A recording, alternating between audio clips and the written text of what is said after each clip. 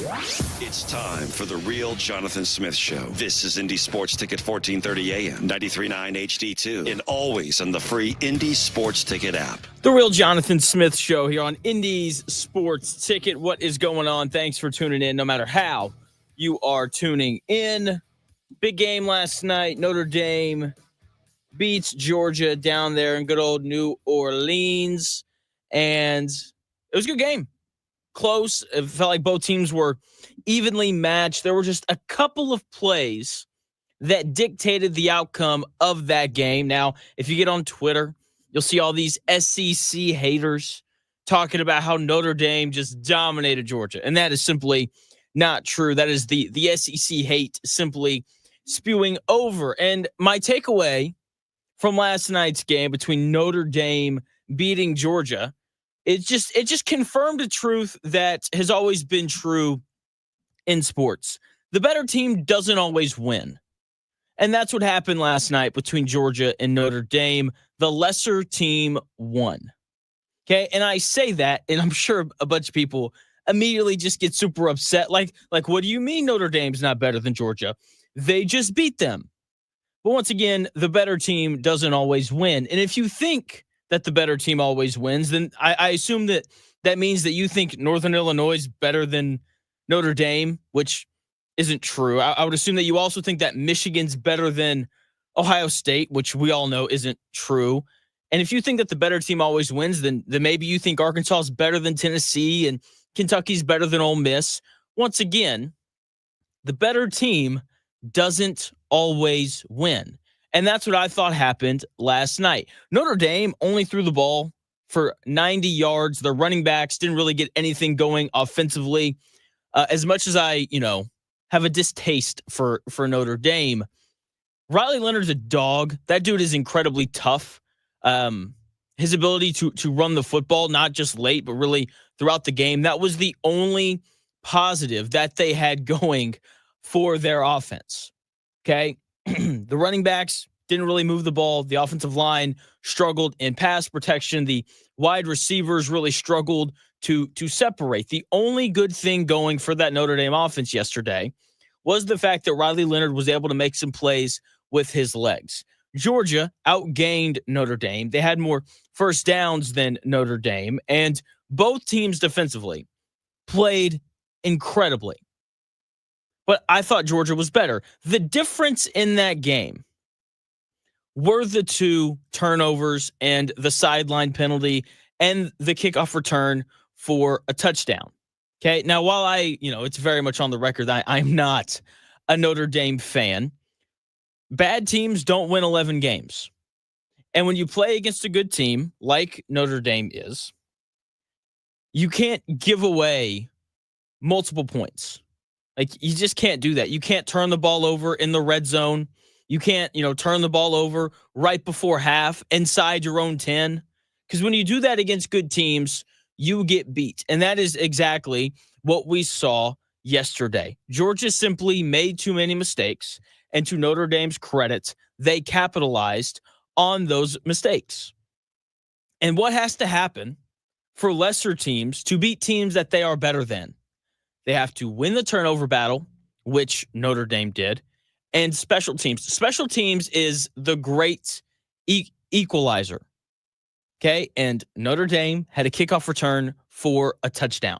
Okay, everything that needed to happen for Notre Dame happened yesterday, and to their credit, they took full advantage. The biggest play of that game, though, was Georgia turning the football over inside their own 10 right before the half. Tom Brady does an excellent thing where he talks about the middle 8. Okay, and basically he's talking about doubling teams up. Right. So it was huge for Notre Dame last night. And I think everyone would agree that they were able to score right before the half, get the ball back. And then we all saw what happened on the kickoff. That fumble was huge. Okay. And that winded up being the difference in the game. And once again, credit to Notre Dame. They took advantage of the mistakes that Georgia made. They outplayed Georgia on special teams. Right. And then, of course, they won the turnover battle. And when you turn the ball over in the red zone, like Georgia did on that first fumble, when you commit a penalty that costs you being at the 11-yard line, instead you wind up at, the 26 and you're playing against a good opponent, like you're not going to win. You just aren't.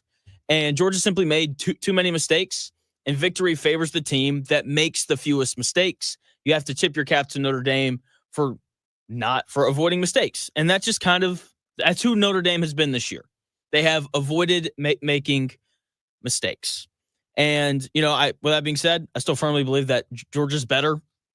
Even with Gunnar Stockton, I don't think that if Carson Beck had played in that game, then things would have gone any different because, as I said, the turnovers were obviously the biggest deal in that game. I think if Georgia and Notre Dame played 10 times, I think Georgia would win 7 of them, which is really a tip of the cap to Notre Dame, saying that Notre Dame would beat Georgia in 2 hypothetical games because, let's be honest, the SEC is usually undefeated in those. So, yeah, congrats to Notre Dame. They played not worse than Georgia yesterday. Now, I want to move to Indiana fans because Indiana fans, you guys really kind of got on my nerves last night. You really did. I just, very few things. I'm a pretty calm guy. Nothing really gets on my nerves. But Indiana fans, oh my gosh. I really want to like you guys. I do. But last night, you became incredibly annoying. And it's not just Indiana fans, it's Big Ten fans as well. And I want to talk about the conference unity that we see in college football specifically. Okay. Comparing that Georgia and Notre Dame game to the Indiana Notre Dame game is simply insane. If you really think that Indiana played Notre Dame better than Georgia, you're off your rocker. You've been drinking way too much Big Ten lover, SEC hater Kool-Aid. Okay? It was so insane, the takes that I was seeing about how Indiana only lost by 10 to Notre Dame, whereas Georgia lost by 13. And as if that meant something. Those takes were so insane. I was like, are these people trolling? And then I realized that they weren't. I just assumed that Indiana fans were smart enough to observe the 2 differences in those games. Because those 2 games were night and day. As I said already, Georgia outgained Notre Dame. They had more first down. They put together multiple good drives. Once again, tip of the cap to Notre Dame for getting stops on 4th down and forcing some turnovers. And then you look at the Indiana game and you realize that they didn't move the ball at all against Notre Dame. They had 152 total yards and 3 points of offense before their last 2 drives when Notre Dame was like, let's call the Gus Bradley prevent defense. And then they scored a couple touchdowns late to make the game appear closer than it actually was. Okay, Indiana fans, once again, I like you guys. I really do. I was pulling for Indiana last night against Rutgers. But you're starting to teeter on this, spot of being delusional. Okay, Indiana, you are not close to the levels of Notre Dame or Oregon or Georgia and the rest of the top of college football. And this is a year where the top of college football is down. Indiana, you had a great season. You won 11 games. You had a blast because it's always fun when your team wins 11 games. And I am in no way saying that Indiana was not good. Okay, I think I've been pretty vocal about how Indiana deserved a spot in the college football playoff because if you win 11 games in the Big Ten, you deserve to be in. But let's also not forget that they played 7 of the bottom 9 teams in the Big Ten. And in the 2 games that they played against Ohio State and Notre Dame, they got blown off the field physically and on the scoreboard. Kurt Cignetti tried to do that thing against Ohio State where he scored a touchdown late to make the game look closer than it was. And I just kind of like how Ryan Day was like, you know what? No, we're actually going to score just to make it clear that we dominated you guys. Okay. And then, he did the same thing against Marcus Freeman and Notre Dame. He scored 2 touchdowns in the last 3 minutes to make the game look way closer than it actually was. So Indiana fans, just don't compare yourselves to Georgia. I promise You don't want to play Georgia. It would be incredibly ugly if you did. Now, with that being said, I want to move into something that usually, like when I come on the show, I have answers for everything, right? Because that's just what the show is. Okay, like the show probably isn't as good if I just say I don't know all the time. Like imagine if I come on the air yesterday and someone was like, Jonathan, who do you think's going to win Notre Dame and Georgia? And I was like, I don't know. And then that was it. It would be just a terrible, terrible show. But I am going to say that I don't know, or more rather, I don't understand something. I don't understand the backing of conferences in college football, really college basketball as well. I just think that everyone should hate the other teams in their conference, right? And they should hate the teams that beat them. Like if you're an Indiana fan that was rooting for Notre Dame last night, like I don't really get it. Like they just dog walked you in front of the country. Like why are you pulling for that team? And if you're an SEC fan, like why are you rooting for Georgia? Like why would you want someone in your conference to win the whole thing? Like if I'm going to be miserable, I want everyone that I don't like to be miserable with me. Like the fact that there were probably, Georgia, probably not Georgia Tech, but some Georgia rival, whether it be Alabama, pulling for Georgia just because they're in the same conference, just doesn't really make any sense for me. Like I'm an Arkansas fan, and I'm a little different because I host a radio show, and the goal for me whenever I come on here is to be objective. So my rooting interest is for Arkansas and for whatever is the most interesting thing. Like the best thing for me is the fact that Notre Dame won last night. So like I wasn't upset at all when they won. But outside of that, like I'm pretty indifferent to who wins and loses. But before I started doing this, I rooted like crazy against the SEC. Like if, pre 17-year-old Jonathan or pre radio show Jonathan, like he would have rooted for Arizona State and he would have rooted for Notre Dame. Okay. This whole conference support thing, I don't really understand. I will be honest. I did root for Penn State on New Year's Eve because I just firmly believe that non-Power 4 conference teams do not deserve a chance to compete for a national title. I'll be honest. I rooted for Arizona State because I hate Texas with a burning passion. Okay. Old Arkansas rival, right? They're in the SEC, all those things. And then I rooted for Oregon because I like Dan Lanning. Okay. And then Notre Dame, Georgia was pretty indifferent because it was good for my show no matter what happened in that game. But, things like Big Ten teams rallying behind Ohio State because Ohio State beat them earlier in the year just doesn't make any sort of sense to me. Like, I just feel like you should have a disdain for the other teams in your conference like people do in other sports. Like this is the only sport where people like passionately argue in favor of their rival. Like Colts fans, you aren't going to root for Houston in the playoffs more than likely because they're in your division. And I don't know who the Titans are playing on Sunday, but chances are you're not going to root for them. Okay, Cubs fans, like you're not going to pull for the Cardinals. You're not going to pull for the Brewers. You're not going to pull for the Reds. Like it's not going to happen. I find it not weird because I've been around college sports and college football long enough to know that this is just kind of the way things are, but it's never made any sort of sense to me. Also, who cares who the best conference is? Like the point of the college football playoff is to identify the best team, not the best conference. Like, believe it or not, there is no best conference award, right? It doesn't really earn you anything. And so I always find it interesting. With that being said, though, this is a topic that people care about. This is a topic that people are discussing. And I do have an opinion on it because that's what this show is.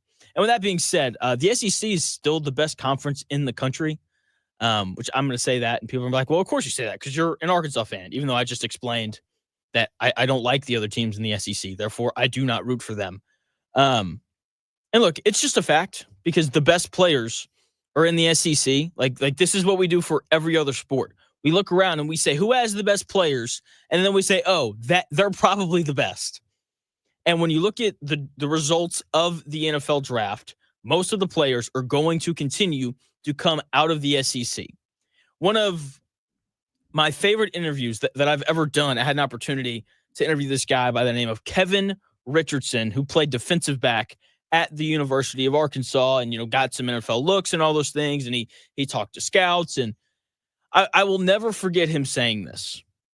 NFL scouts literally call the SEC, quote, the baby NFL. It is different down there. The players are better. Okay. Now, is the SEC down this year? Sure. I won't argue with that. But we have a 20-year history of the SEC being the best. Also, when you look at the final college football playoff rankings from the regular season, the SEC had more teams ranked than anybody else with 7. The next closest conference was the Big Ten with 5. Okay. Also, big Big Ten fans who probably think that I sound like some sort of homer right now.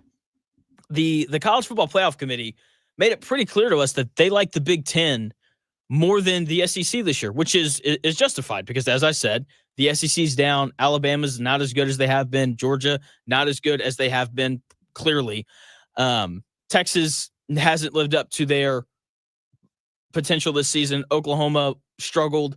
You can just kind of work your way through the list. And once again, the College Football Playoff Committee told us that they think that the Big Ten is better than the SEC. Okay, they put 4 teams in the playoff. Okay, they very easily could have justified putting in 4 SEC teams as opposed to 3. Right? They easily could have booted SMU for Alabama, Ole Miss, South Carolina. Take your pick, and they didn't. Okay, this is the first time in quite some time that the SEC was not the consensus best conference in the country this year. Okay, if you want to argue for the Big Ten this year, sure, have at it. I will listen to you. With that being said, the SEC should still get the benefit of the doubt of being the best conference because they've been the premier conference of college football for the last 2 decades. Okay, and I'm not going to allow 1 year of the SEC being down to me, passing the belt to somebody else. Like, this is going to have to happen 4 or 5 years in a row before I'm like, you know what? Yeah, the SEC is no longer the best conference because when you look at it, the SEC still has the best players. They've got several good coaches.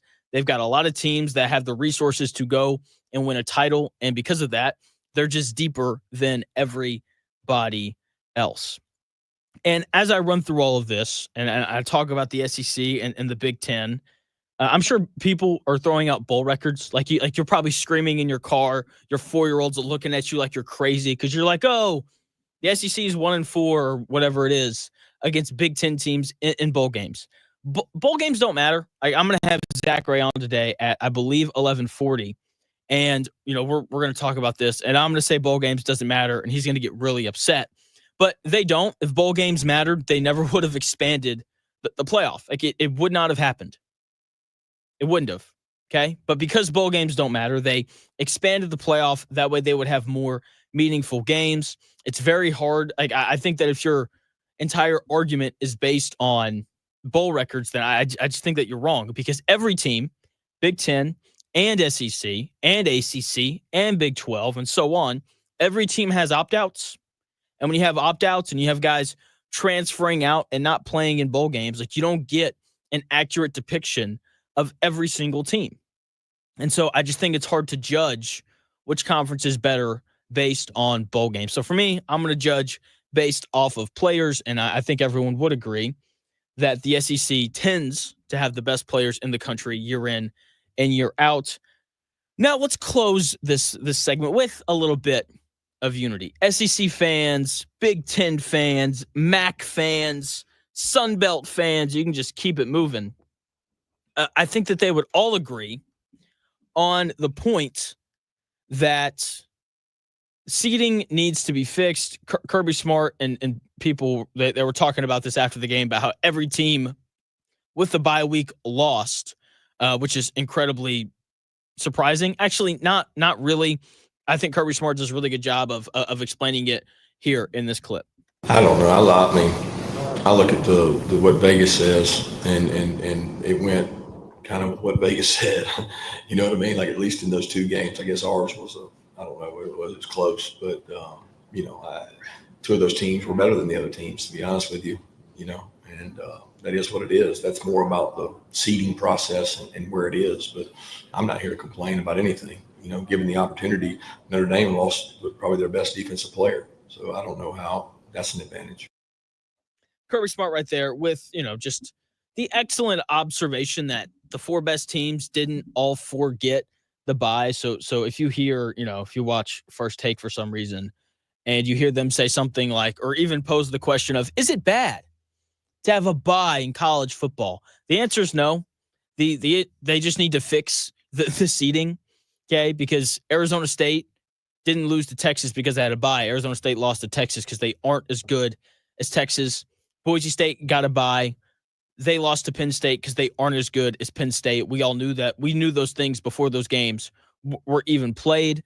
Oregon, Ohio State shouldn't have had to play each other either. Notre Dame and Georgia probably shouldn't have had to play each other either, right? So seeding clearly needs to be fixed. I think everyone would agree on that. When we come back here in about 4 minutes, Pat McAfee, he had some more words to talk about the Indianapolis Colts. Gave a list of players to keep. He said, get rid of everybody else. I've got that audio for you when we come back here in about 4 minutes.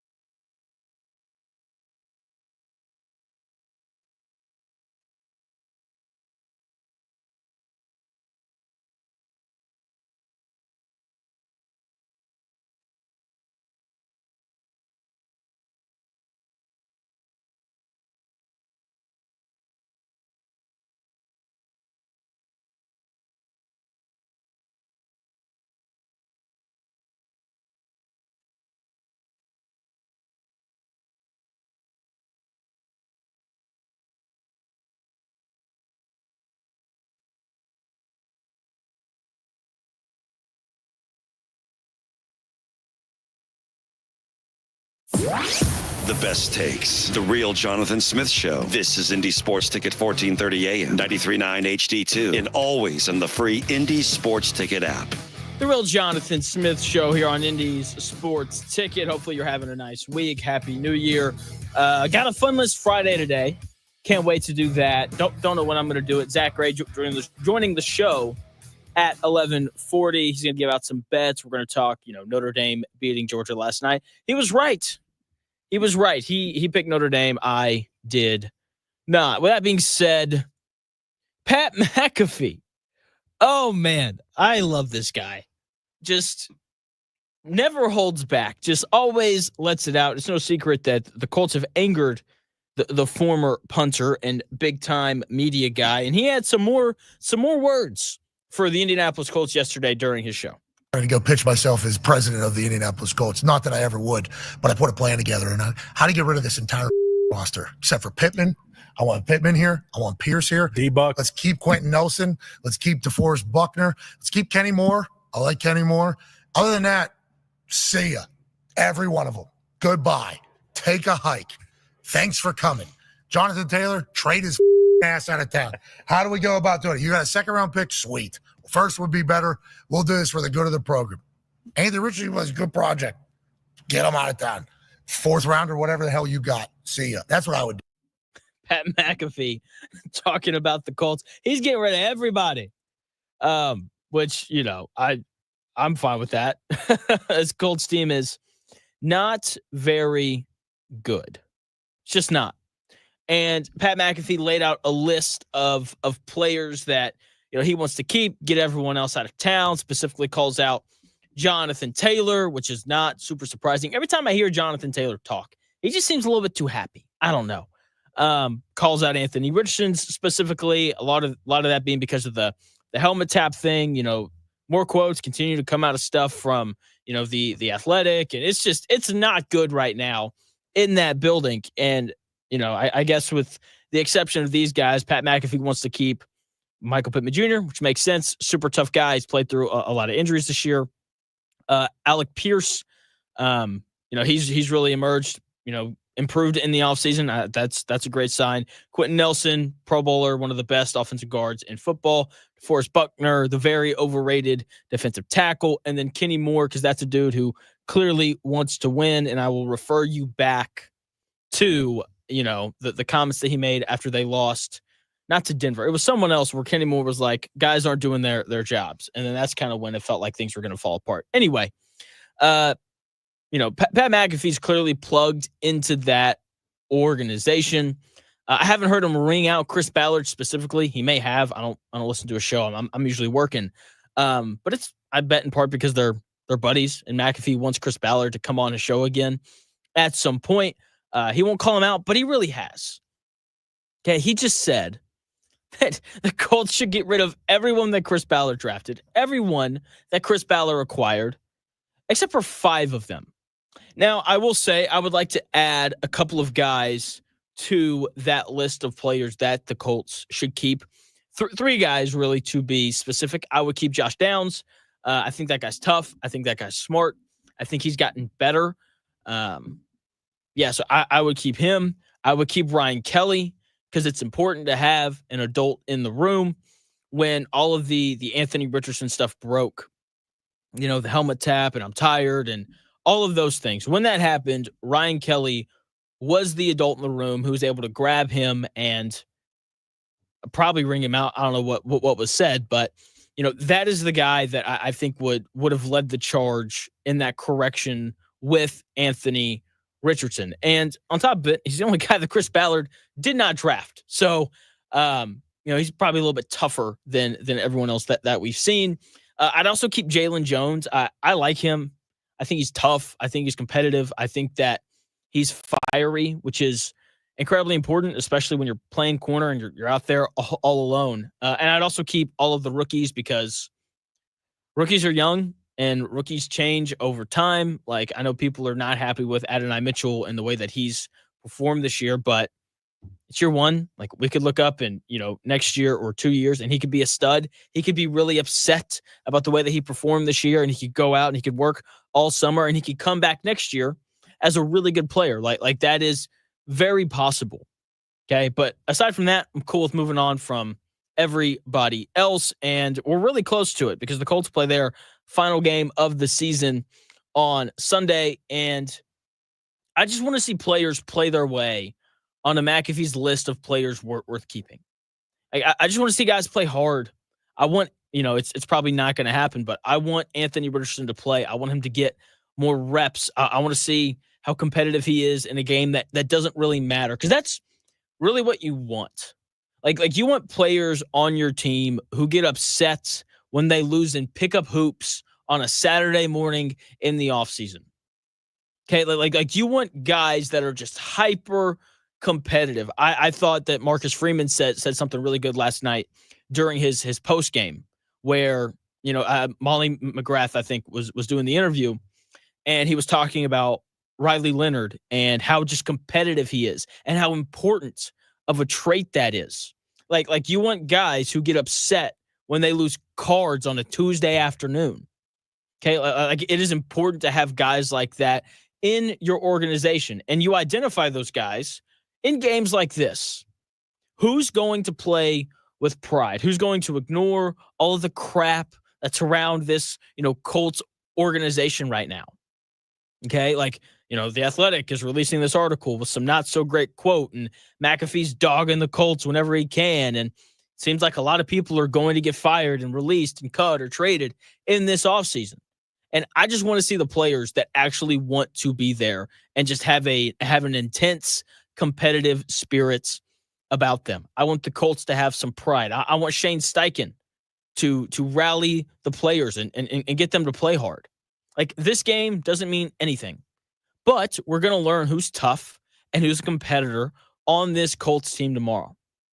Okay, if you listen to any sort of NBA player interview, when you listen to more specifically stars and guys like that, you'll hear them talk about how there are certain like basketball players that don't like playing basketball. They just like being in the NBA, and just how attractive that is. Like, if you're in the NBA, like, probably, attract a lot of women, and you make a lot of money, and you get to buy a lot of really cool stuff and all of those things, right?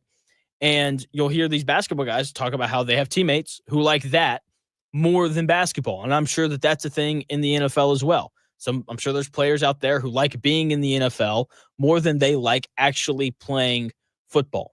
Okay. And I just want the Colts to find a bunch of guys who just like playing football and are intensely competitive about it. Okay. And, it's going to be interesting to see who shows up and who plays hard for the Colts. And those are the guys that I would like to see the Colts keep. I can't wait to see who it is. With that being said, I don't think it'd be the worst thing in the world if the Colts lost. Okay, that might move Jim Irsay to actually do something. Zach Kicks made an excellent point yesterday on my show when we were talking about all these different things, and he wants the Colts to lose for two reasons, really. One, because better draft pick if you're 7-10 versus if you're 8-9. And secondly, embarrassing divisional losses can cause Jim Irsay to make decisions. Okay. And with that being said, if the Colts do lose on Sunday, which wouldn't be surprising at all. I mean, if you lose to Drew Lock, you can lose to anybody. If the Colts fire Shane Steichen, there's going to be a lot of pull for Ben Johnson, the offensive coordinator in Detroit. And there's going to be a lot of pull for Mike Vrabel. I'm just going to tell you, Mike Vrabel ain't coming here, and Ben Johnson definitely ain't coming here. So with that being said, the Colts should hire Brian Flores. I think that is the guy that, if you're Jim Irsay and you want to change the culture around your team, that is the guy that you call. Okay, that guy is incredibly tough. He went down into Miami and turned things around really fast. And, as a Dolphins fan, I just remember watching that season, more specifically his first season, and the Dolphins got better every single week. Okay, they traded everybody. They cut everybody. And Brian Flores just went to work every single week, and his toughness and his very unique defensive scheme allowed the Dolphins to win more games than they should have that year. If they had a different quarterback other than Tua, they probably would have been a little bit better off, because if you've seen Tua, you know that he's not exactly great. Now he's in Minnesota, and the toughness that Brian Flores exudes has clearly impacted that team in a very positive way. And that's what the Colts need. If they want to change the culture, you have got to bring someone in that is the total opposite of what you've had. And Brian Flores is that. He is tough. His teams are going to be physical. And more importantly, they're going to be very well coached. So if the Colts do decide to move on from Shane Steichen, Brian Flores should be their first call. When we come back here in about 4 minutes, Indiana beat Rutgers last night. Are we still mad at Omar Ballo? My thoughts on IU's win when we come back here in about 4 minutes.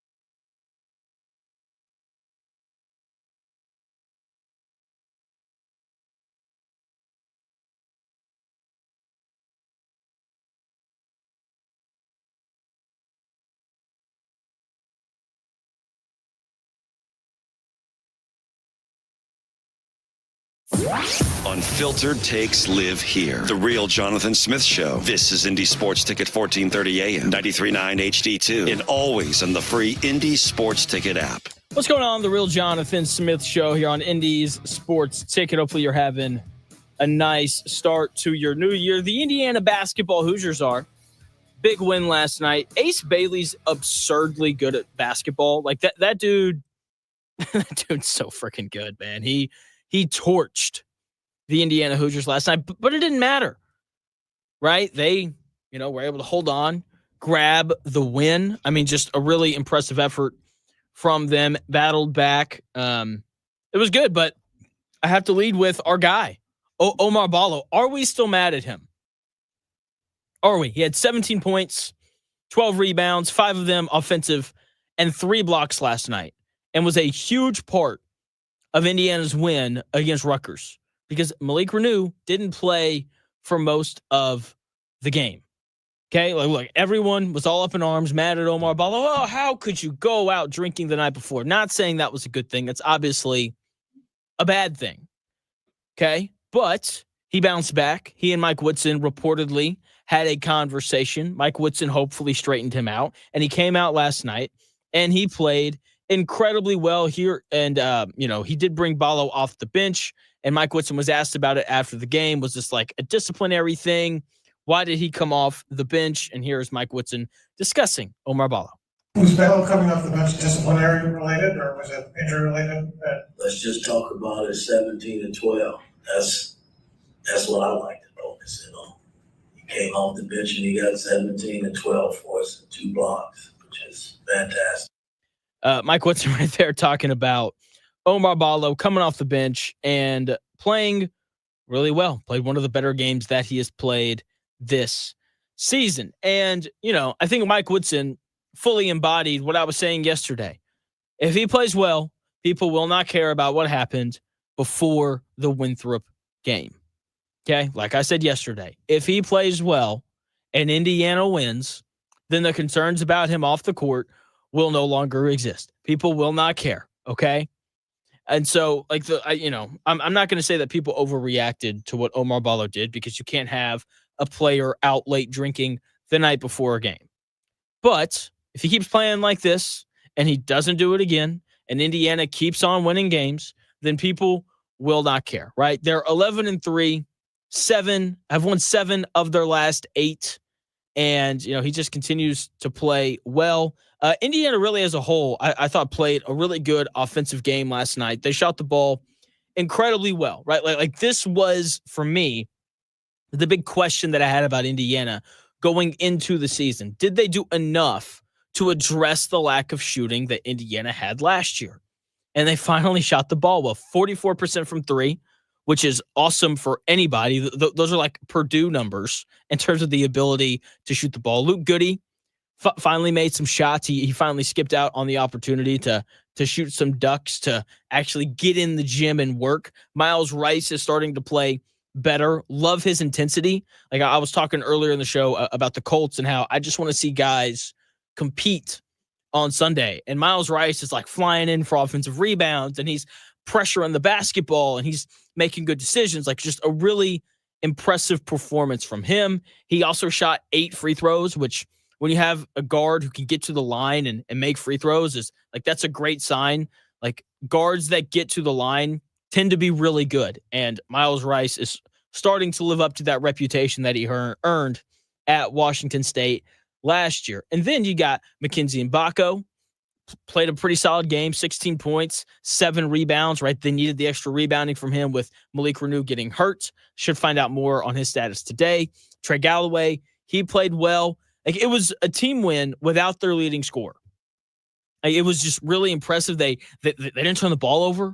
Only 8 turnovers, which is like that's an impressive number for them. That's something that they've struggled with a little bit throughout the season. Like this Indiana team is going to be fine. Just don't go out to bars the night before games, please, and you guys will be okay because they are uber talented. Not as talented as Ace Bailey. That kid's a stud. But they look good. If they keep shooting the ball like that, if they can continue to not turn the basketball over, and if Omar Ballo can continue just to give that level of effort then they're going to win a lot of games in the Big Ten. Okay, the talent is there. They were predicted or voted on, I guess, in the preseason to finish second in the Big Ten for a reason. It's because they're loaded. It's because they have a lot of really good players. Okay, if they can just stay focused, not turn the ball over, if Omar Ballo can continue to play with that level of effort, then they're going to win plenty of games in the Big Ten. They've got a tough one coming up on Sunday. They're going to play Penn State. And Penn State's a good team that can score a ton of points. Probably should have lost last night to Northwestern. Questionable call in that one, but it's whatever. That's going to be a really good test for them. This is a game where I think they're really going to need Malik Renew because Penn State can really score the ball. So Indiana better defend, and they better score a lot because Penn State's just the kind of team that they'll just outscore you. Okay, they are that good on offense. Purdue, they crushed Minnesota last night, beat them by 20, gave it out on the air yesterday. Purdue minus 6.5 was the freest money ever, right? Because Purdue's simply just better than Minnesota at just about everything. First half was kind of close. Purdue ended up pulling away, winning that one 81 to 61. I do think that there's a legitimate chance that Indiana's better than Purdue this year. They just have a lot more talent.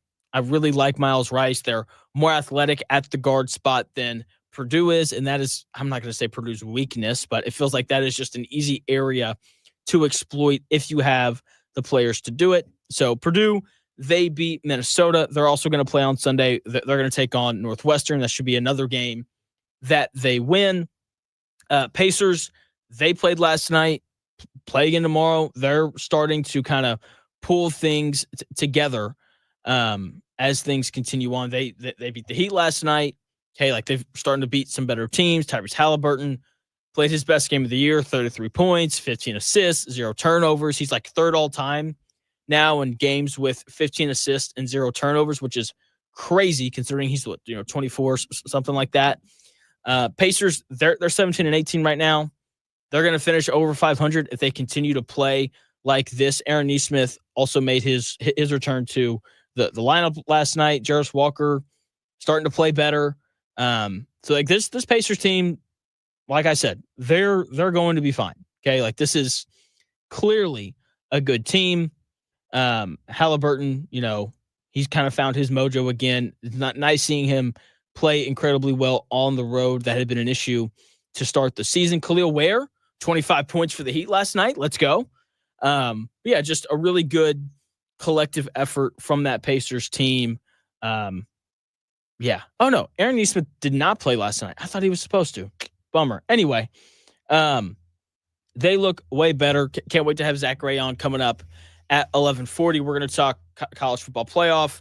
We're going to talk bets, all of those things, probably some college basketball because that's usually what he bets. Now, I haven't done one of these in way too long, but I've got a fun list Friday for today. Now, New Year's resolutions, they're happening all the time, and around this time of the year, everyone's making them. And I have to be honest, I'm not a fan of a lot of these New Year's resolutions. Okay, I find most of them to be dumb. I was having a conversation with my dad during Christmas, and New Year's resolutions came up as they always do the week before New Year's. And my dad, who I obviously love a ton, is like, yeah, Jonathan, he said, I want to read 10 pages of a book every single night before bed. He's like, that is my New Year's resolution. And I was just, and this is why I find New Year's resolutions to be dumb. I was like, why don't you just start doing that now? Why do you have to wait until this day just to kind of see what happens? And and he was just kind of like, I don't know, I kind of want to wait. And I find that part of New Year's resolutions incredibly dumb. Like you should just start doing these things now. So I actually have 2 Fun List Fridays. One of them is 10 New Year's resolutions that I find to be dumb, and the other is one that I like. Okay, so we're gonna start with the dumb one. Probably won't get through all of them, and then we'll come back on the other side of the break and talk about the smart ones. The most common New Year's resolution is just going to the gym more, right? And I'm just kind of like, why do you have to wait until January 1st to do this? To be honest, that's the worst time to start because you show up, there's a million people, machines are clogged. It's not great. Like, just start going as soon as you feel like you need to go. Same thing with eating healthier. Like why do you have to wait until January 1st to start doing that? Like, just start doing it immediately. Okay. The next one, third one. So I got to be honest. I'm not, because I find New Year's resolutions dumb. I don't know the type of New Year's resolutions that people make. So I found a website and they ranked the top 100.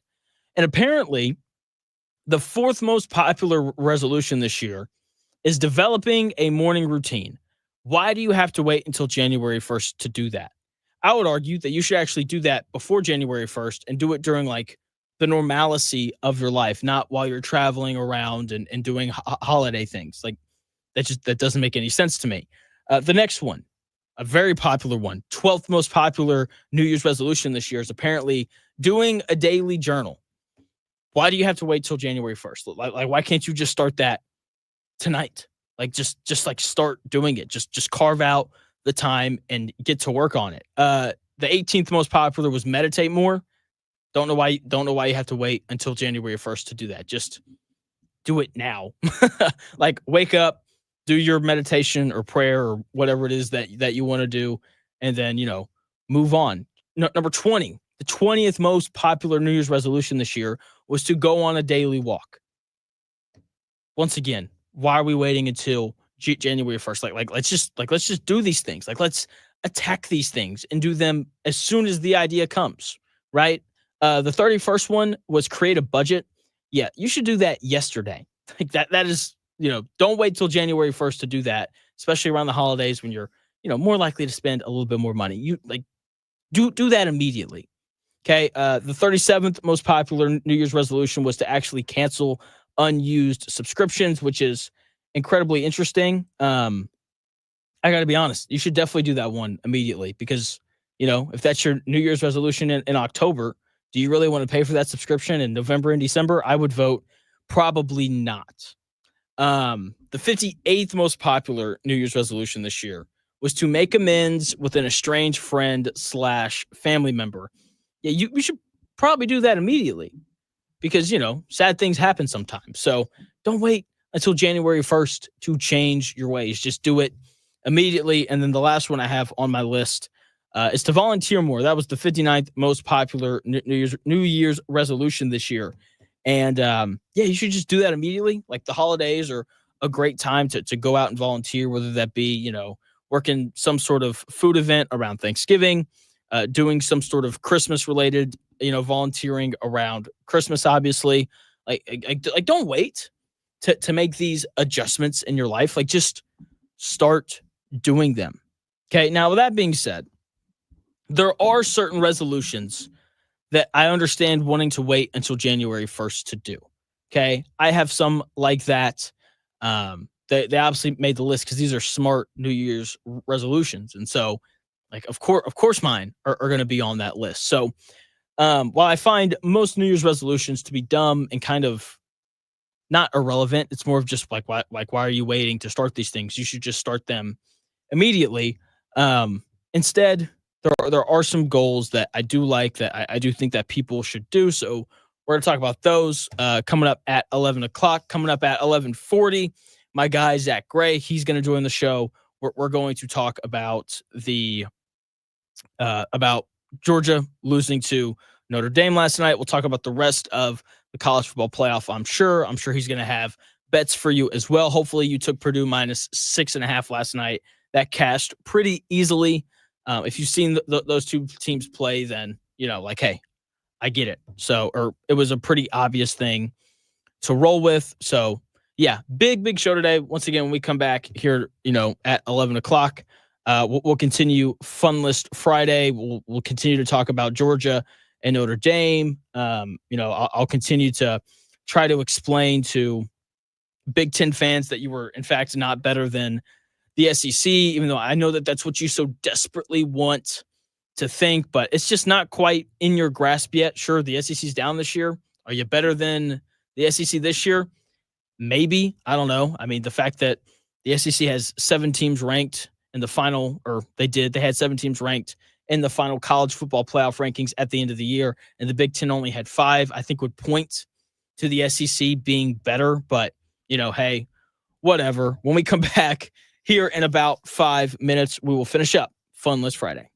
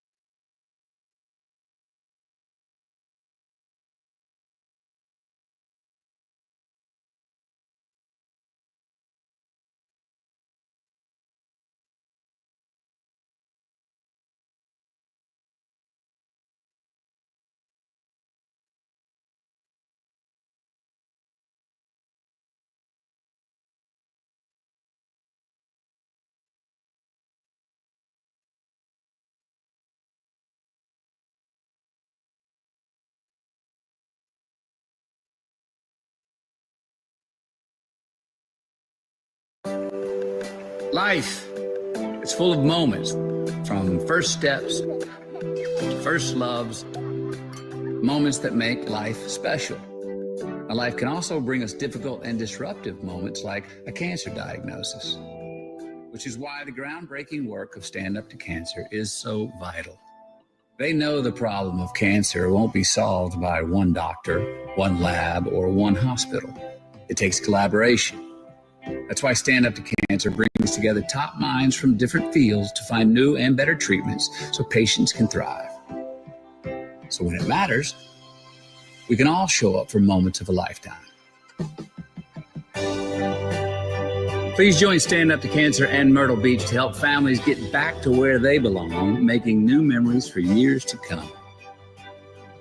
Please go to standuptocancer.org to see how you can join the mission.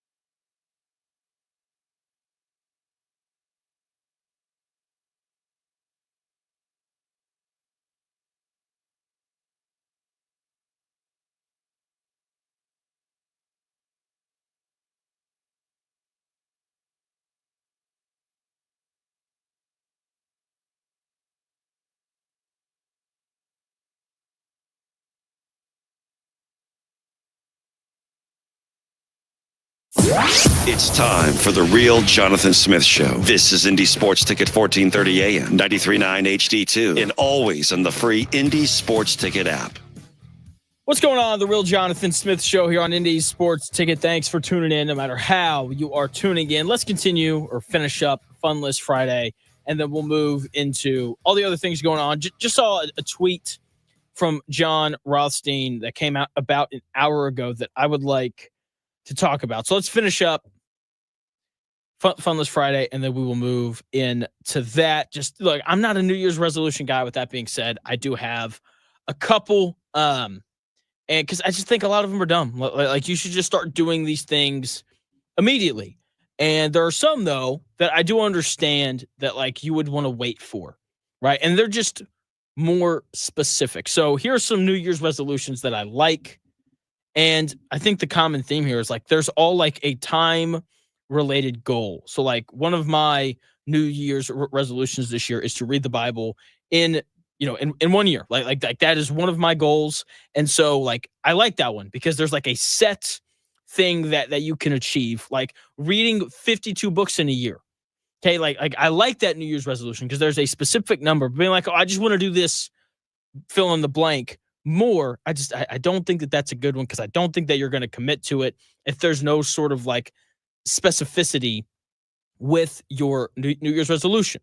Okay, like if you have a New Year's resolution of I want to buy a house / any other big purchase that you have to really save and be very conscious of, like I think that's a good New Year's resolution. If your New Year's resolution is to learn a new recipe every single month and kind of expand your ability to cook, I think that's an excellent one because there's a set goal in mind for all of these things. If you have, a set goal or a set resolution of spending the entire year not drinking soda or alcohol or something like that, then I think that's a great one because there's a set goal behind it. But just being like, I want to do this thing more or I want to do this thing less, not a fan. Just no. I think that you need something specific that you can actually like commit to in order to complete it. Now, college sports, man, like these past 2 days have just been brutal. I got to deal with these Big Ten fans trying to tell me that they're better than the SEC, which just isn't true because, I'm just going to go in favor of the conference that has better players. And when you look at the NFL draft results, the SEC has better players. And then, I got to deal with these annoying Indiana fans trying to say that they played Notre Dame better than Georgia. You didn't. I'm sorry.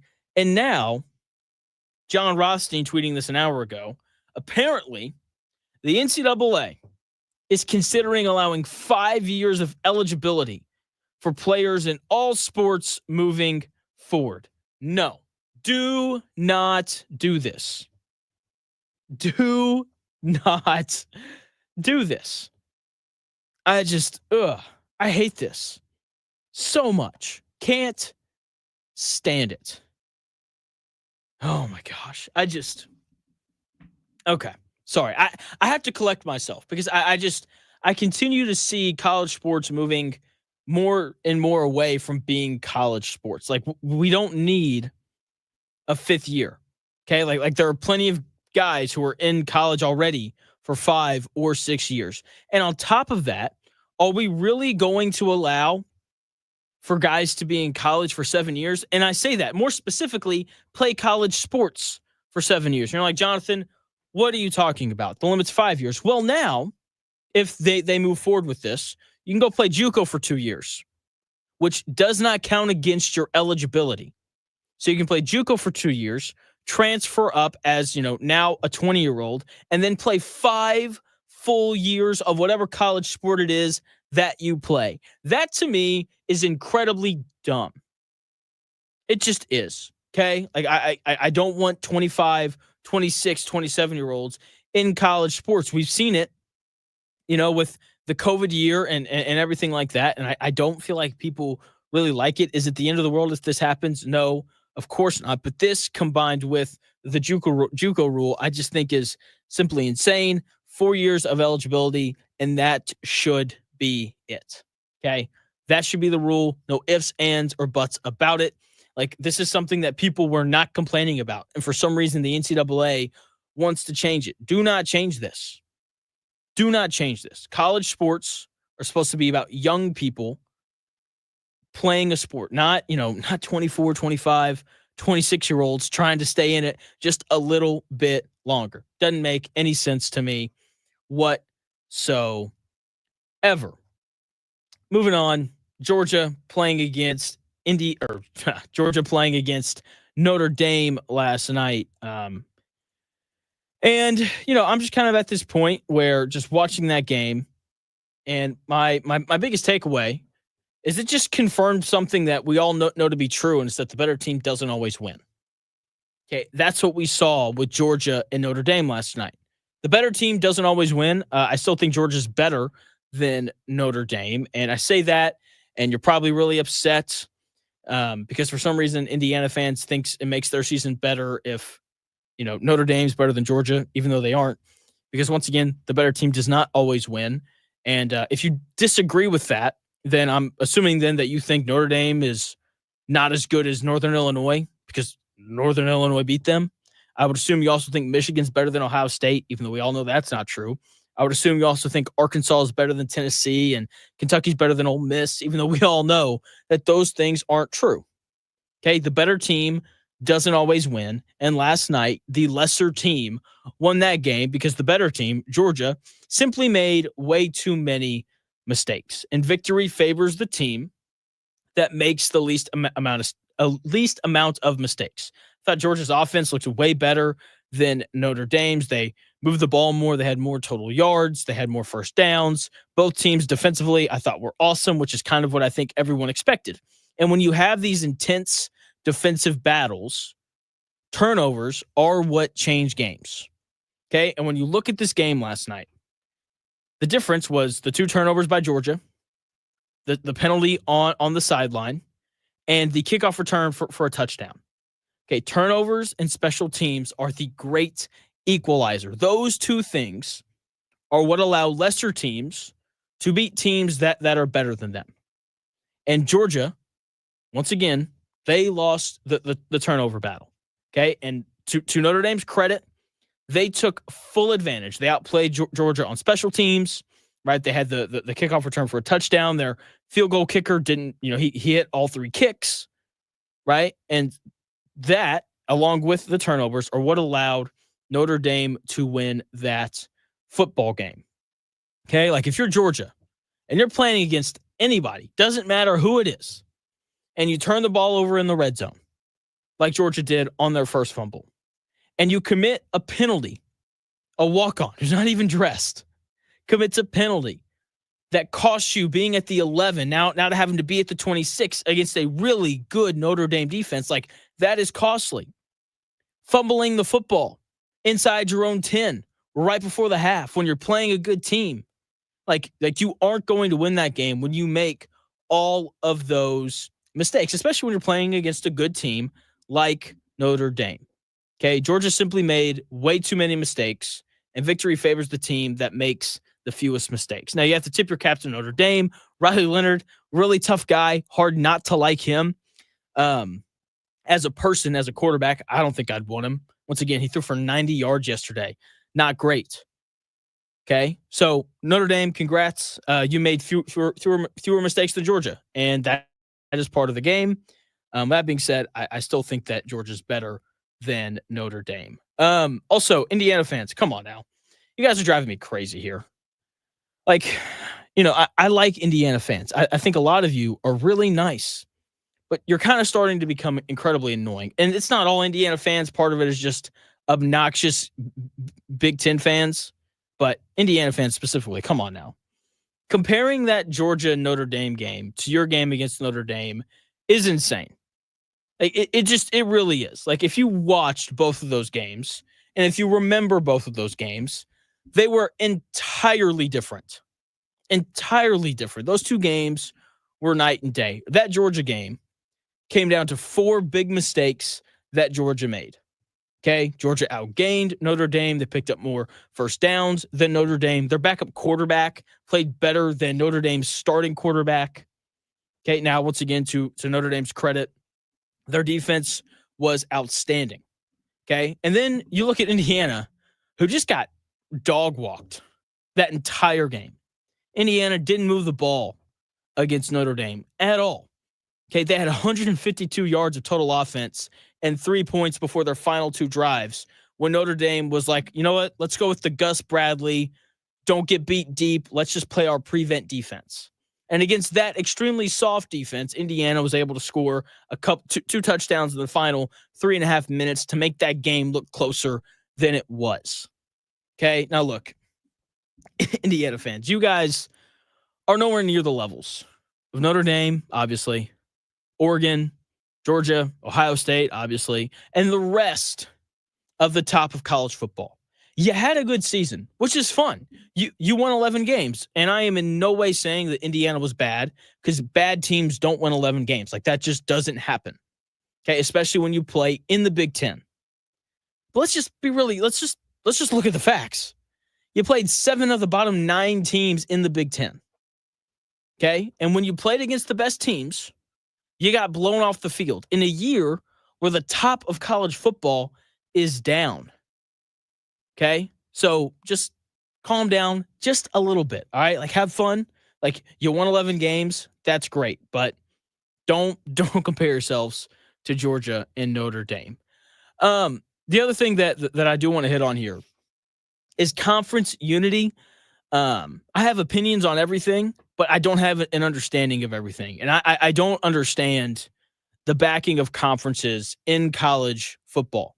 I think everyone should hate the other teams in their conference. Like they should absolutely hate them. Okay? Like if you're an Indiana fan, you should also hate the teams that beat you. Like if you're an Indiana fan and you were rooting for Notre Dame yesterday, that doesn't make any sort of sense to me at all. Okay, for me, like, I root probably a little bit, or I do root differently than other people. Like, yes, I am an Arkansas fan. I root for them, undoubtedly. Okay, with that being said, I also root for interesting. Okay, I root for interesting. Outside of that, I'm pretty indifferent to who wins and loses. So that's just kind of the way that I see things. Like when I go back and I look at these games, like, I rooted for Penn State because Power 4 conference team or non-Power 4 conference teams don't deserve a chance to compete for a national title. Like, that's just the way that I feel. And in the interest of my show, Penn State winning that game was the best thing for it. I rooted for Arizona State because I hate Texas, because they're an old rival of Arkansas. They're also in the SEC. If Arizona State wins that game, I got a great lead for my show. Obviously, they didn't. I rooted for Oregon because I like Dan Lanning. Like, that's just the reality of it. And yesterday, I was pretty indifferent because I knew whether Notre Dame won or lost, like, I was going to have a lead for today. So it didn't really matter. But with that being said, like, I don't understand Big Ten teams rallying behind Ohio State because Ohio State beat you earlier in the year. Like, it doesn't make any sort of sense to me. Like, you should have a disdain for the other teams in your conference. Right? Like, that's how fans are in every other sport. Like, Colts fans, like, are you going to root for the Texans in the playoffs? I would say probably not, because they're in your division. And who wants to see the other teams in their division or conference succeed? Not me. Okay? Like, if you're a Cubs fan, like, you're not going to pull for the Cardinals, Brewers, or Reds. And if you're a Cardinals fan, you're not going to pull for the Cubs, Brewers, or Reds. Because who wants to see the other teams in their division or in their conference succeed?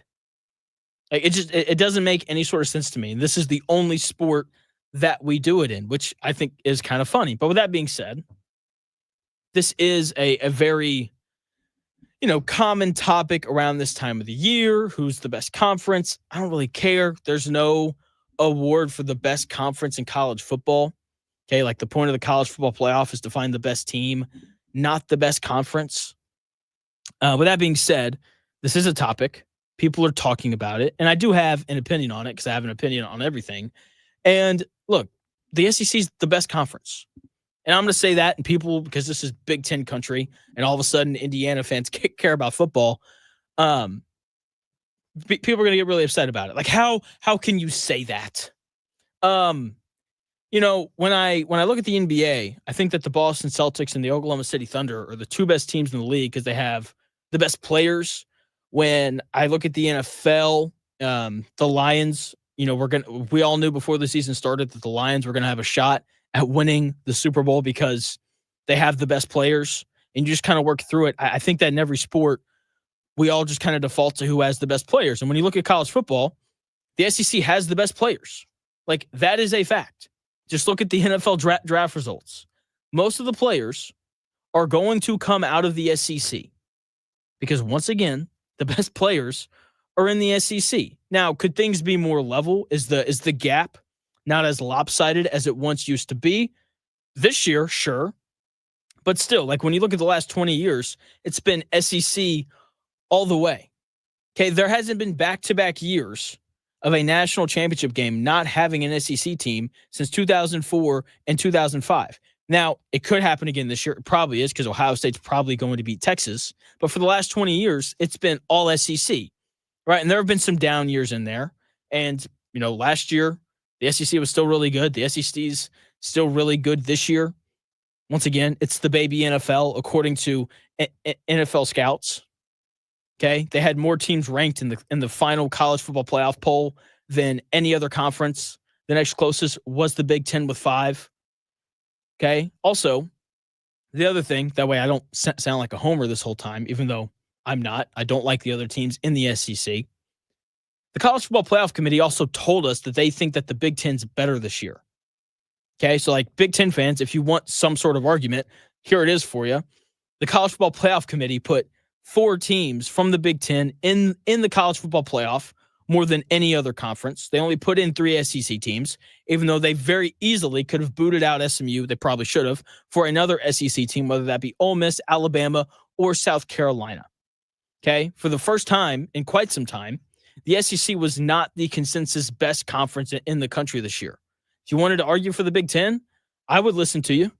That's fine. I probably wouldn't agree with you because, once again, I do think that the best players are still in the SEC. And because of the dominance that we've seen from the SEC for the last 20 years, I'm going to give them the benefit of the doubt. When we look at the Big Ten compared to the SEC this year, the Big Ten was just incredibly top-heavy. Like, that's just kind of the reality of it. Like, they had, 4 really good teams, and then that was it. Meanwhile, the SEC was much deeper, and you can argue with a wall if you don't agree with me on that one. Because I think that when you look at it objectively, which if you're a Big Ten fan, you're not going to, and if you're an SEC fan, you aren't going to.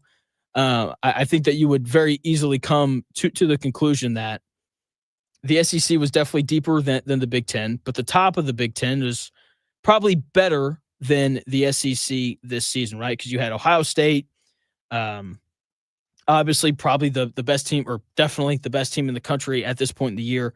You had Oregon and Penn State, Indiana, and then you had Illinois, who was ranked. And then the 6th best team in the Big Ten this year was Iowa or Michigan, who were fine teams, right? Pretty average. And then you look at the SEC, and Texas, still a really good team. Georgia, still a really good team. Alabama or Tennessee, still a really good team. Alabama was ranked 11th when the polls ended. South Carolina was 14th. Ole Miss was 16th. Missouri was 20th. Okay, A&M was still a really good team this year. LSU was a good team this year. Okay, Florida figured it out late, ended up being a really tough out. Like, the SEC was deeper, but the top of the Big Ten was definitely better this year. I'm not even going to say actually, yeah, I will say definitely better. So I guess it just kind of depends on your preference. And as I went through all that, and I mentioned Alabama and I mentioned South Carolina, you're probably like, oh, well, they lost their bowl games to Big Ten teams. Like, does that matter? The answer is no, it does not. Bowl games don't matter anymore. And, I say that, and Big Ten people are going to get upset because this is part of your argument. But let's just be honest. If bowl games still mattered, the college football playoff would not have been expanded. They expanded them because it's pretty obvious that bowl games don't matter anymore because a lot of guys opt out. There are a lot of guys who hit the portal and they don't play. And so you get not even the full rosters of Alabama or Michigan or South Carolina or Illinois and so on and so forth. And so I'm not going to put my opinion based off of something that's clearly flawed because you're not getting the best version of these teams because of the opt-outs and the transfers. Now, the one thing I do think that everyone can agree on and will agree on is, seating clearly needs to be fixed. Okay. SEC fans, Big Ten fans, MAC fans, I think would all agree that the seating in the college football playoff needs to be fixed. Okay. Every team with a bye lost. I think that's in part because Arizona State isn't as good as Texas. Boise State isn't as good as Penn State. We all knew that before those games were played. Oregon and Ohio State probably shouldn't have had to play each other. Notre Dame and Georgia probably shouldn't have had to play each other. When you look at the actual rankings, they need to fix the seeding and the automatic bye stuff. Once that gets fixed, I do think that the product of the college football playoff will get better. When we come back here in about 4 minutes, Pat McAfee had more comments on the Colts, and we'll dive into those when we come back here in about 4 minutes.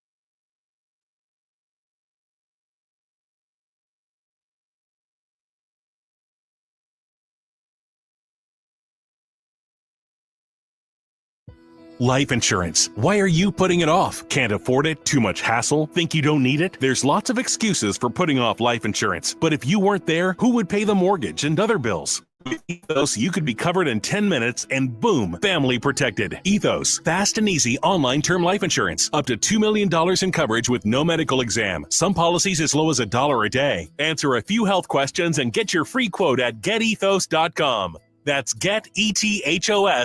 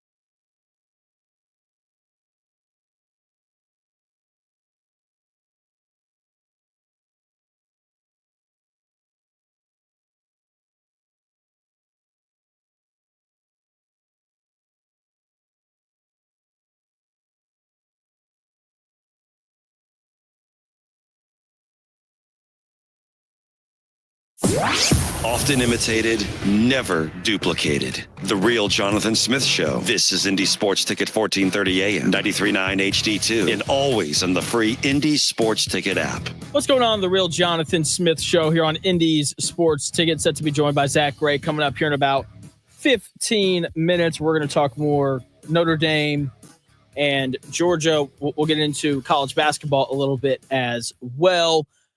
Talking about he bets college basketball usually really well. I think he's in a bit of a slump right now, but it's all good. I'm sure he'll bounce back out of it. Pat McAfee had some comments on the Colts yesterday. No secret, he is not happy with them in the slightest. Here's what Pat McAfee had to say about the Indianapolis Colts yesterday during his show. To go pitch myself as president of the Indianapolis Colts. Not that I ever would, but I put a plan together and how to get rid of this entire roster, except for Pittman. I want Pittman here. I want Pierce here. D-Buck. Let's keep Quentin Nelson. Let's keep DeForest Buckner. Let's keep Kenny Moore. I like Kenny Moore. Other than that, see ya. Every one of them. Goodbye. Take a hike. Thanks for coming. Jonathan Taylor, trade his ass out of town. How do we go about doing it? You got a second-round pick? Sweet. First would be better. We'll do this for the good of the program. Anthony Richardson was a good project. Get him out of town. Fourth round or whatever the hell you got. See ya. That's what I would do.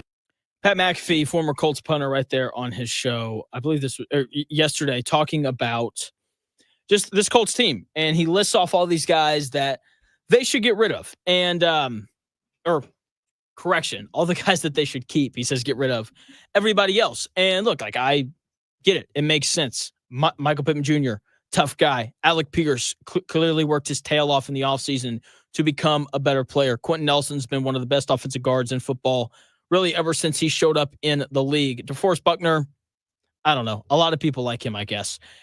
Kenny Moore, incredibly tough, competitive guy who, I think wants to win more than just about anybody else in that organization. Now, he specifically calls out Jonathan Taylor and all these guys, but I think that the one common thing between all of these guys that he just listed is that they're all tough and they're all physical and they all clearly want to win games. Okay, like Michael Pittman Jr. has played through countless injuries this season. Alec Pierce worked his butt off in the offseason to become a better player. Quentin Nelson, he famously got upset with Chris Ballard because there aren't enough good players on the Colts roster. DeForest Buckner's a guy who won a lot in San Francisco.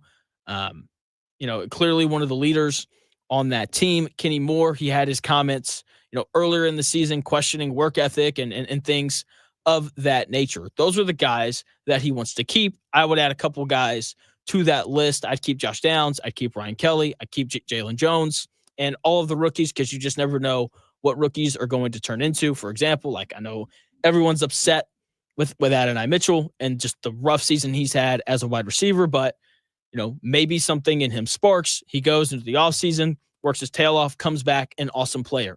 That is very possible. Okay. Everyone else, if you want to get rid of them, that's fine. But with that being said, I do think that players will have the opportunity to play their way onto this list of players worth keeping on Sunday. This game doesn't mean anything. Colts and Jags means absolutely nothing. And because of that, we're going to learn a lot about these players. I just want to see the players that actually want to be here. I want to see the players that are legitimately competitive. You'll hear professional basketball players talk about how there are players in the NBA that like being in the NBA more than they like playing basketball. And I'm assuming that that's the exact same thing in the NFL, that there are players in the NFL who like being in the NFL more than they like actually playing football. Okay. And the guys who enjoy playing football, I think it's going to be pretty evident for both the Jags and the Colts on Sunday, because those guys are going to come out and they're going to be incredibly competitive and fiery, and they're actually going to play hard. And I think it's going to be pretty obvious to see the guys who roll over in that game. So I am just incredibly intrigued to see what the Colts are going to look like. Does Shane Steichen get these guys to play hard? We'll see how it goes. But the Colts, they're playing the Jaguars on Sunday. And Zach Hicks, who came on my show yesterday, we talked a little bit about this and how, I think he made an excellent point that Jim Irsay is a guy who's or can be pretty compulsive, especially after losing games in division in embarrassing fashion. And if the Colts lose at home to Jacksonville with Mac Jones as their starting quarterback, like that will undoubtedly be another embarrassing loss. Dare I say more embarrassing than losing to Drew Lock last week. And if that happens, that might actually move Jim Irsay to do something. And look, I got to be honest. Like I would love it if Ballard was gone, but I'm not exactly sure that's going to happen. But if they lose, I do think that the chances of that happening increase. And if the Colts do decide to move on from Shane Steichen and Chris Ballard, and they bring in whoever, the head coach that I would hire if I was the Colts wouldn't be Mike Vrabel, because I don't think that Mike Vrabel would opt to coach the Indianapolis Colts. It wouldn't be Ben Johnson. I don't think he would opt to coach the Indianapolis Colts either. The coach that I would call if I was Jim Irsay is Brian Flores. That is the guy who has the ability to come in and turn this Colts team around. Okay? Just like he did with a really bad Miami Dolphins team. Okay? He's tough. Growing up a Dolphins fan, still am to some degree. I'll never forget Brian Flores showing up, me being like, all right, like we got another Bill Belichick disciple. A lot of those guys didn't work out. Brian Flores did. And then, he got fired because he was too mean to Tua. But he showed up and he just immediately injected this tough, smart style of play for the Miami Dolphins. And I still think that the most impressive thing from him during his short tenure in Miami was year one. The Dolphins got rid of everybody, right? They were tanking for Tua.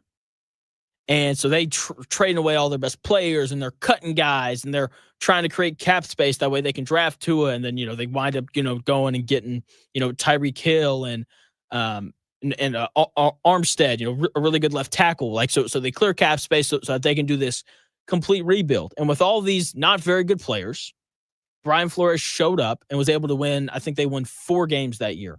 But like towards the end of the season, you could tell that they got better. They won more games late in the year than they did early. And if you want a guy who's going to come into this Indianapolis Colts organization, this soft Indianapolis Colts organization, Brian Flores is the guy that you call, because he is the definition of toughness. And he's clearly a good coach. He's shown up in Minnesota and he's turned that defense around. When he was in New England, he helped Bill Belichick put together really good defenses. When he went down to Miami, he turned things around rather quickly. He's a tough guy who'd be able to come in and quickly adjust what has been a, not so great culture in Indianapolis throughout, the past 8 years, ever since Chris Ballard took over. Hire Brian Flores and hire a general manager who will support that guy, because that guy can flat out coach. I have no doubts about it. Indiana beat Rutgers last night. Omar Ballo, 17 points, 12 rebounds, 5 of them offensive, 3 blocks. Malik Renew, he got hurt. That's really the only concern. I thought Indiana played one of their better games of the season last night. Hopefully that continues. They're set to play again on Sunday. When we come back here in about 4 minutes or so, Zack Gray is going to join the show. We'll talk more college football playoff. We'll talk college basketball as well. All that coming your way here in about 4 minutes.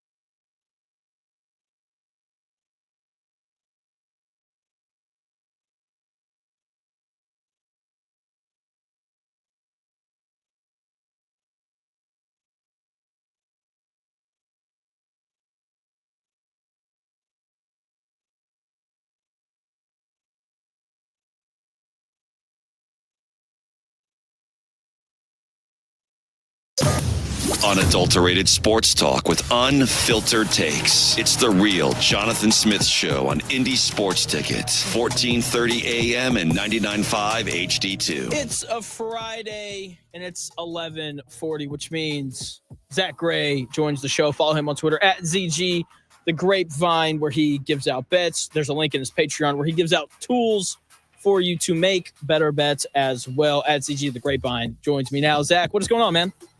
Jay Smith, what's up, man? It's great to hear you. I hope you had a good holidays, a good New Year, all that jazz. But it's getting down to crunch time, and I'm glad I'm here on a Friday. Man, I'm glad you're here too, because I just, Zach, I feel like I'm a pretty chill guy. Not very much gets on my nerves, but last night something really got on my nerves, man. Indiana fans after the game, talking about how they played Notre Dame better than Georgia, really grinded my gears, because that is just not true in any way, shape, or form. Please tell me that you agree with me on that. Yeah, I mean, I think Notre Dame controlled the football game. Obviously, the score indicated that. But Georgia looked like they belonged on the same field. Indiana, until it was garbage time, looked like they didn't belong in the Big Ten. So let's be honest here about what we saw between those two games. Indiana looked overmatched, outclassed, out-talented, out-coached, the whole nine. Georgia was just not the better team last night, and I think that is a very stark difference. Yeah, I just like you said, I just those games were just entirely different. Also, kudos, you were right. I was wrong. You picked the Fighting Irish to advance and move on. I'm going to do this really annoying thing now where you're probably going to roll your eyes. Is it wrong that I think that Georgia is still better than Notre Dame is? Like, I firmly believe that victory favors the team that makes the fewest mistakes. And, to me, the big play of the game was the fumble right before the half where Notre Dame picked it up, scored, I believe, two plays later. I really felt like that game came down to 3 or 4 plays. But yeah, I don't know. I guess that it's just hard for me to get over the hump of a team that only threw for 90 yards is better than Georgia. Well, a couple things there. One, I have been, I think I jumped on the Notre Dame might make the national title bandwagon very early on. So I do think they're better than Georgia. And second of all, yeah, they made mistakes, but we're acting like that isn't what they did all year on offense. Even with Carson Beck, they turned the ball over and were stagnant and didn't have the playmakers outside to really stretch the field. Their run game wasn't as good as it normally is. Their offensive line were not road graders this year. Like, we have a lot of evidence here, especially with the way that the SEC is now kind of being perceived, and rightfully so, the correct way.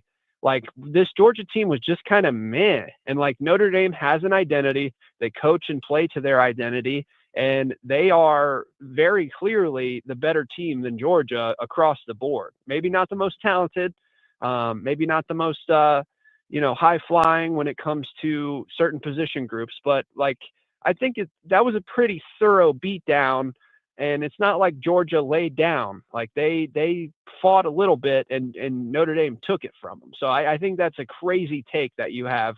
And I think you're letting your Notre Dame hate blind you a little bit, Jay Smith. Maybe that is very possible. I think it's very well established that I am not a Notre Dame guy. With that being said, that's the thing though. I am also an avid Notre Dame hater, and it pains me. It pains me with how much positive comments and picks and things that I've had to make for Notre Dame this year. I have been on Notre Dame a lot. I have won a lot of money on Notre Dame spreads this year. I told you early on when the playoff committee picked the 12 teams that I think I'm scared Notre Dame might be the best team in the country. That no longer is true for obvious reasons, but yeah. I still think Notre Dame is kind of proved what I was thinking throughout the year. Yeah, I think you're exactly right. Joined by Zack Gray, professional sports gambler. Follow him on Twitter at ZG.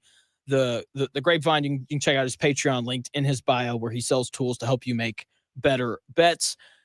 Yeah. With that being said, like I am going to take Notre Dame to beat Penn State because I do think that whoever won that Notre Dame and Georgia game was going to beat Penn State. So like I'm with you. It kind of pains me to pick them. It's really weird picking them. Like this is the first time in my lifetime that they've like won an actually big game. So it's kind of crazy.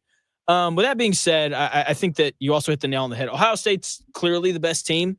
What happened? Did you like grab Chip Kelly and did you yell at him? Were you just like, Chip, we have the best receivers in the country by a large margin. Just give them the ball. Is that what happened? Bro, I have no idea. So looking back after these last two games, it kind of opened my eyes a little bit. Like I think we all knew that was in there. And I think a lot of Ohio State fans were convincing themselves pre-Michigan that we were that team. And like we had clicked and our defense had figured it out and our offense had figured it out. And we were on a road to the national title. And then the actual monster woke up and we were like, this is it. This is what Alabama used to do. This is what Georgia from, early 2020s did. Like, this is LSU 2019. This is, this is Alabama 2020. Like, this is what it looks like. And it's scary. And I don't know why it took the hot seat. It took a loss to your rival for a fourth straight year. And it just seems so easily avoidable. And looking back, it seems so easy. Throw it to number 4 when it's man coverage. If they double him, throw it to number 2. If they double both of them, give it to your 2 NFL running backs.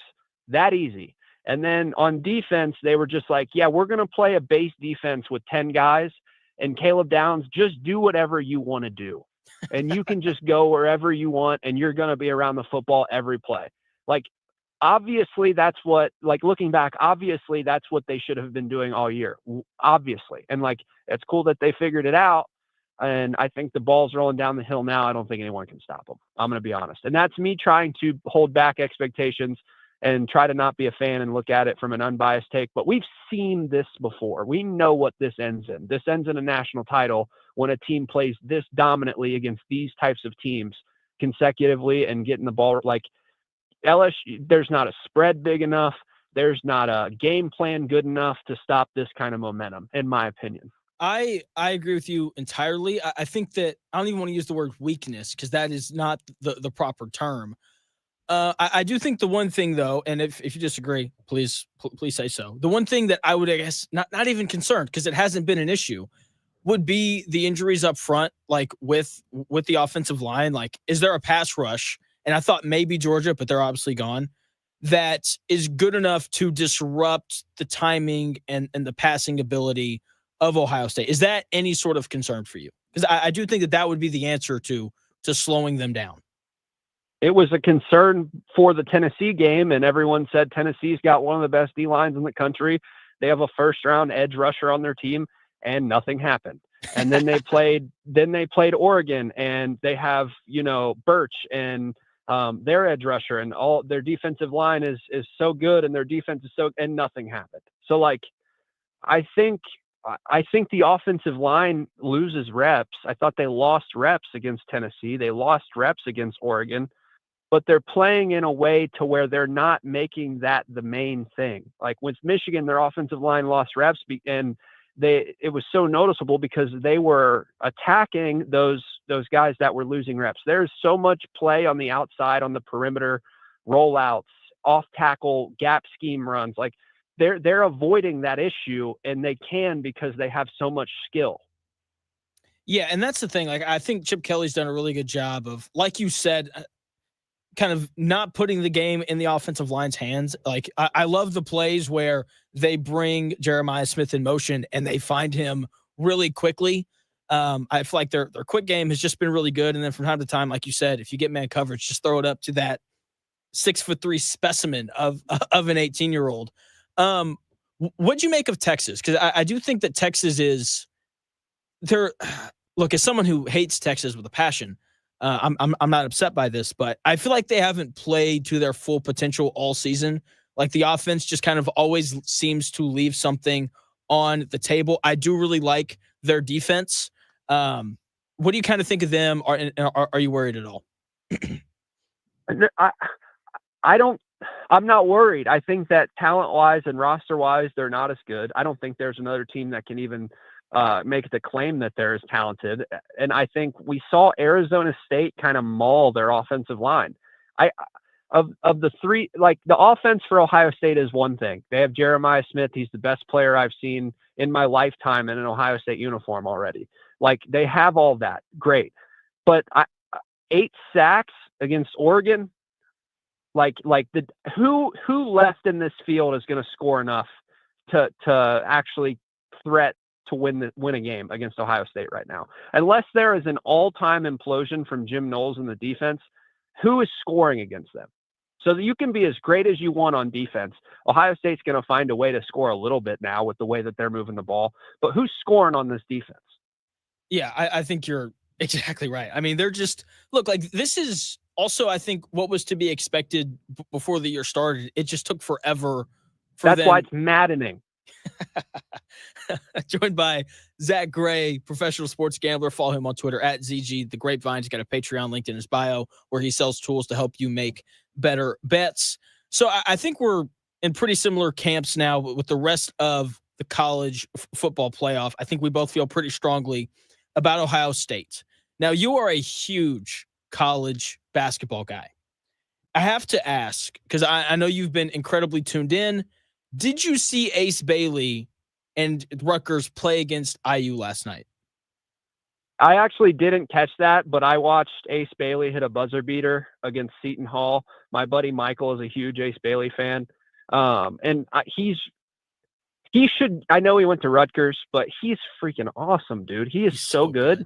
He almost had 40 last night. I mean, just hitting stupid shots. The reason why I bring up college hoops, though, is I'm just kind of curious, like, who do you think the best teams are? We're about to really get into the thick of conference play up until March. So who are kind of the teams that you really like?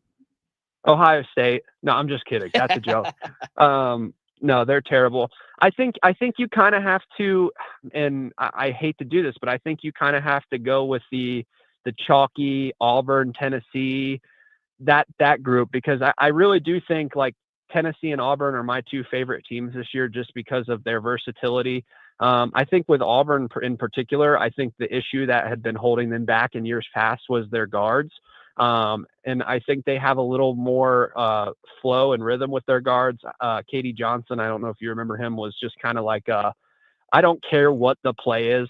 If it's my turn to shoot and I'm shooting, especially the Jabari Smith year. But Broome is awesome. I think I've been lobbing this idea out to people.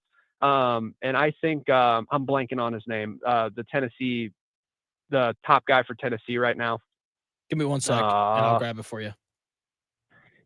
The shooter, he's new. Gosh, this is so embarrassing. Dude, it's brutal. Chaz. There you go. Yeah. I've been throwing the idea out that he's a better fit, and he's gonna be a better player when it comes down to it than Connect.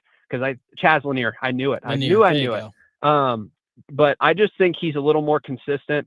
I think there were stretches last year. I think we saw it where Connect would kind of, he was more of a volume guy, to be honest, at Tennessee. I think there were stretches where he would go super cold. I think Lanier's a little more efficient, able to get a shot up a little quicker. And I think they're pretty much the same team, but I think Lanier gives them a little more, consistency throughout the game. What do you think of Illinois? Because every time I watch them, I'm incredibly impressed by them. They dominated Oregon last night. Have you gotten to watch them too much? Because I think they might be the best team in the Big Ten, even though you can say that about like 8 different teams in the Big Ten right now. Yeah, I think Illinois is really good. They probably should have beat the team I was just talking about, Tennessee, at home, buzzer beater there at the end. But Illinois is really good. I think the Big Ten is super weird. And this might be a year, Jonathan Smith, where you know how we're like, oh, the Big Ten sucks, yada, yada, yada, no good teams in the Big Ten. This might be one of those years where we see the Big Ten kind of make a run in the tournament because there are a little bit of an underrated factor. I mean, look down the Big Ten. There's guys on every team that's in the thick of this right now. There's good coaches. Like I know that the perception is down on the Big Ten, but Illinois might be the best team. I can't quit Purdue. I know that's kind of, the stock is down there, but I can't quit Purdue. I love you Michigan. Can't quit Michigan. Dude, I can so quit good. Michigan easily. I can very easily quit Michigan. But no, I think Illinois is really good, and I think they have a chance here. I wish I could see this team this year with Coleman Hawkins. I know he went to Kansas State, but if he would have stayed, I would have no problem saying they're the best team in the Big Ten. Yeah, I'm with you. There's a lot of, just like you said, there's a lot of really good coaches. I love Nebraska. I always will, as long as Hoiberg's there. I loved him, even when he was at Iowa State. He even bought some Bulls merch when he became the head coach there in Chicago. And so, that they're going to be good and well coached. Like you said, Purdue's going to be good, even though they lack some athleticism and some size. Penn State can really score. And they have a Fletcher lawyer. Which is always a negative. I love how much you don't like that guy. Did you bet them last night? I thought that was free money. No, I didn't. I stayed away. Oh, man. So does that mean that you like Minnesota then? I don't think Minnesota's a bad team. I just didn't have anything on that. Like, Minnesota's one of those teams that, I feel like will beat one of these teams once this year, and it'll be like, oh, Illinois lost to Minnesota at Minnesota, and I would believe it. And I think they could jump up and get somebody, but I don't take them too serious. Yeah, fair enough. I don't know, man. I'm so ready for these conference games. Arkansas is playing Tennessee on Saturday. Can't wait. You said what? The conference season.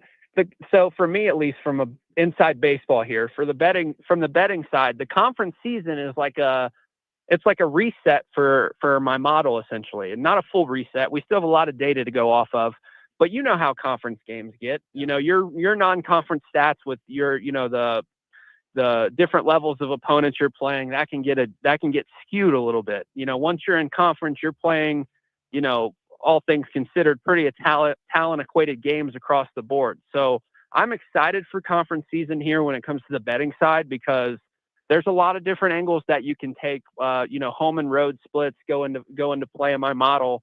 Recent performance does too. So conference basketball, is awesome, because you get these matchups where, a team ranked in the top 10 could be a 5-point dog because they're on the road. It's just, that's a unique thing about college basketball that you don't really get in other sports. I completely agree with you. I'm super jazzed up for it. Zach, I got to run. Thanks for your time as always, man. Jay Smith, thanks, brother. So yeah, that is Zack Gray. Follow him on Twitter at ZG The Grapevine. He sells tools to help you make better bets at his Patreon. I am over on time. I will be back again on Monday from 10 to noon. Dan Dockett should be back Monday from noon to 3. Thank you so much for tuning in, and I'll talk to you again on Monday.